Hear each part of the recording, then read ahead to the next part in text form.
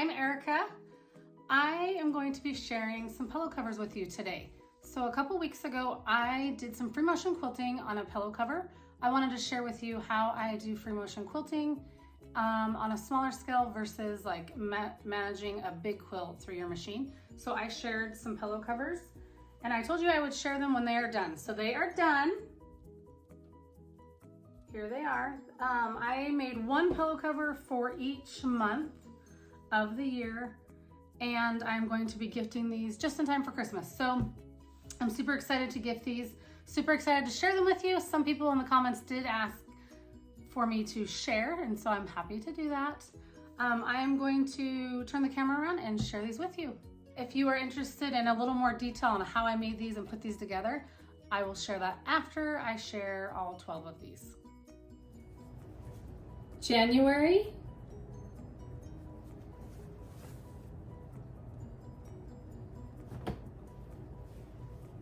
February,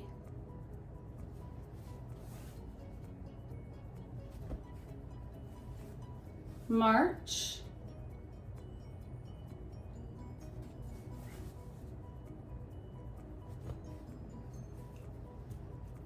April,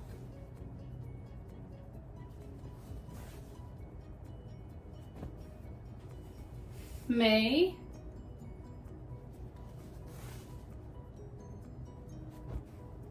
June,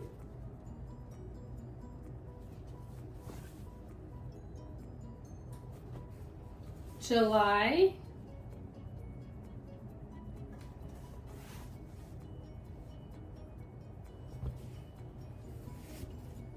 August,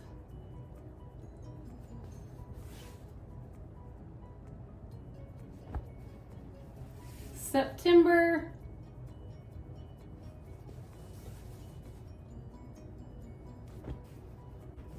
October,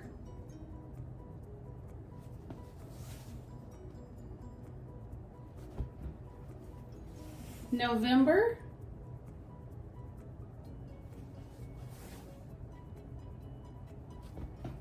and December.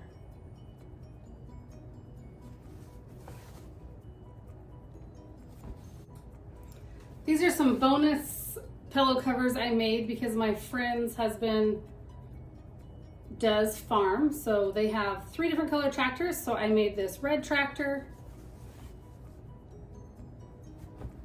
a yellow tractor, and I put the same backing fabric on all 3, and a green tractor. These are all the colors of the tractors that they own and they farm with.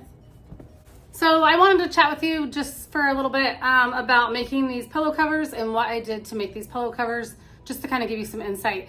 I thought, okay, I'm gonna make some pillow covers, make them changeable for the months. I thought I would make a few for the year. I initially was only gonna make, I think 6 or 7, but then I decided I wanted to make one for each month. I thought that would be super fun for my friend to change out a pillow cover on her couch each month. So I decided to do that.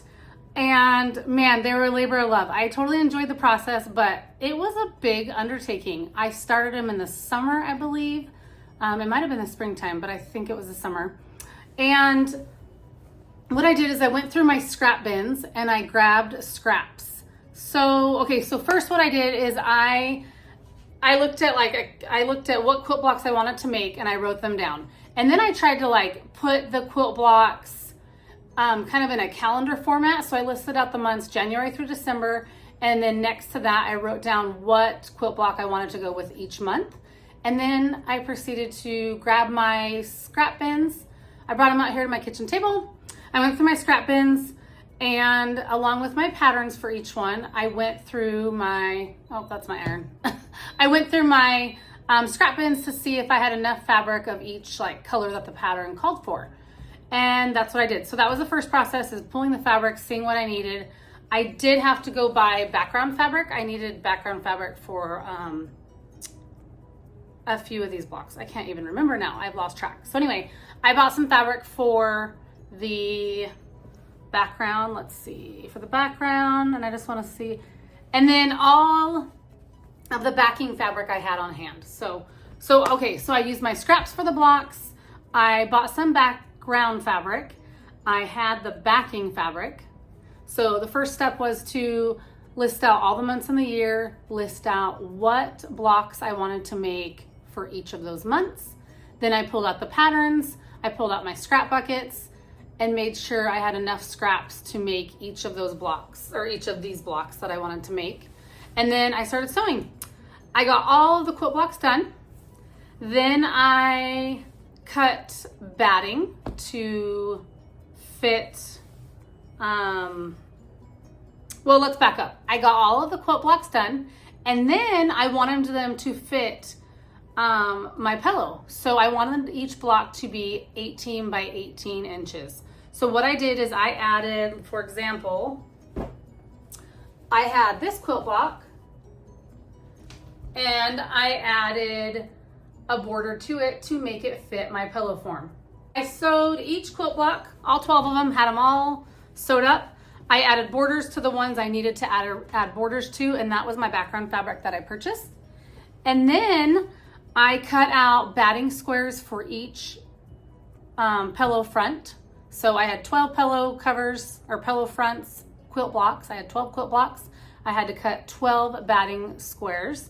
And then I had to cut 12 pieces of fabric that would be on the inside. So I had my pillow front, my layer of batting, and then this fabric here. And I had those all sandwiched, and that's what I quilted. So that when this is washed up, you don't have batting getting balled up or frayed. The batting is enclosed in between the two layers of fabric.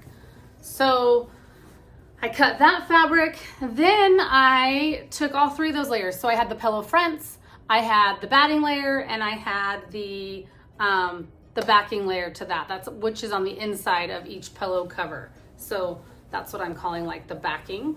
So I had all three of those sandwiched together. Then I quilted them all up. I machine quilted all of them. And then once that was done, I put an envelope back on the back of each pillow. So after I added the envelope back to all of these, I took this stack to my ironing board and I just pressed them. I gave them a nice press. So that's how I made all these pillow covers, and I'm really excited to gift these. I really enjoyed making all of these. I think if I were to put all of these quilt blocks together, they would have made a really pretty quilt. But yeah, I had a lot of fun doing this. This was a lot of fun. Now I'm thinking about making some for myself. I probably should do that. That would be a lot of fun. Thanks for watching. See you next time.